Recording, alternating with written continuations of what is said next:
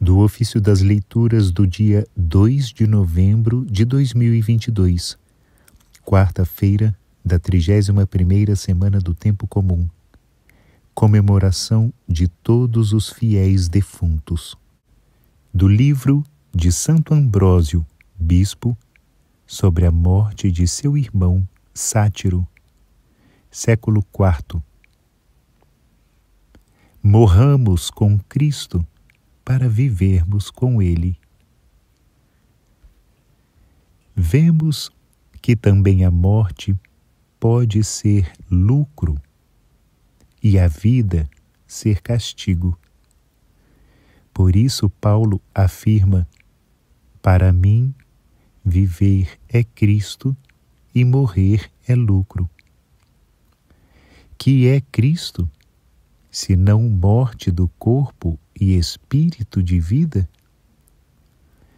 Morramos, pois, com Ele, para vivermos com Ele.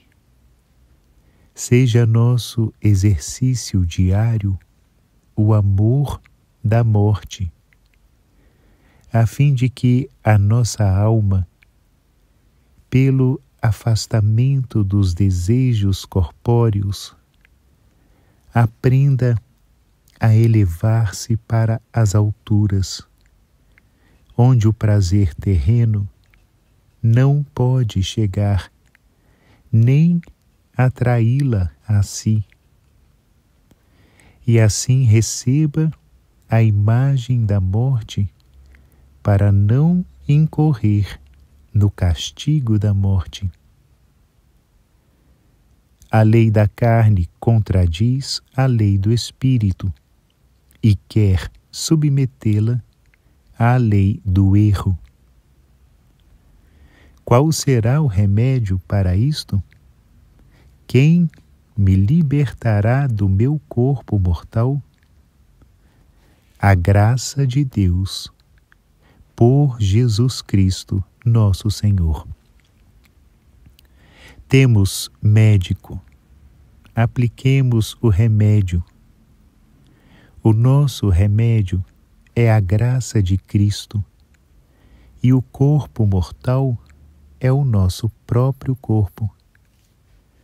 Por conseguinte, afastemo-nos do corpo para não nos afastarmos de Cristo. Embora vivamos no corpo, não sigamos o que é do corpo, nem nos sujeitemos às exigências da natureza, mas prefiramos os dons da graça. Que mais ainda, o mundo foi resgatado pela morte de um só. Cristo podia não ter morrido se quisesse, mas julgou que não devia fugir à morte, como se fosse inútil. Antes, considerou-a como o melhor meio para nos salvar. A sua morte foi, portanto, a vida de todos. Recebemos o sinal sacramental da sua morte. Anunciamos a sua morte na oração. Proclamamos a sua morte na Eucaristia. A sua morte é vitória, é sacramento, é solenidade anual em todo o mundo. Que diremos ainda da sua morte, depois de mostrarmos, com o exemplo divino, que só a morte conseguiu a imortalidade e se redimiu a si própria? Não devemos, pois, chorar a morte, que é a causa da salvação universal. Não devemos fugir à morte, que o Filho de Deus não desprezou nem evitou. Sem dúvida, a morte não fazia parte da natureza. mas tornou-se natural, porque Deus não instituiu a morte ao princípio, mas deu-a como remédio. Condenada pelo pecado a um trabalho contínuo e a lamentações insuportáveis, a vida dos homens começou a ser miserável. Deus teve de pôr fim a estes males, para que a morte restituísse o que a vida tinha perdido. Com efeito, a imortalidade seria mais penosa que benéfica, se não fosse promovida pela graça. A nossa alma aspira a sair do estreito círculo desta vida, a libertar-se do peso deste corpo terreno e a caminhar para aquela Assembleia eterna onde só chegam os santos, para aí cantar o louvor de Deus, como cantam, segundo a leitura profética, os celestes tocadores da cítara.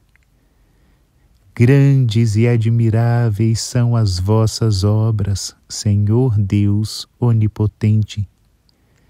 Justos e verdadeiros são os vossos caminhos, ó Rei das nações.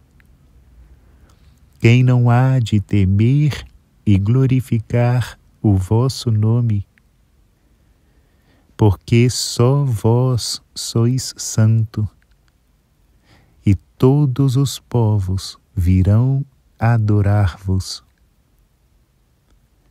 A nossa alma deseja partir deste mundo para contemplar as vossas núpcias eternas, ó Jesus, nas quais, por entre o cântico jubiloso de todos os eleitos, a esposa é acompanhada da terra ao céu.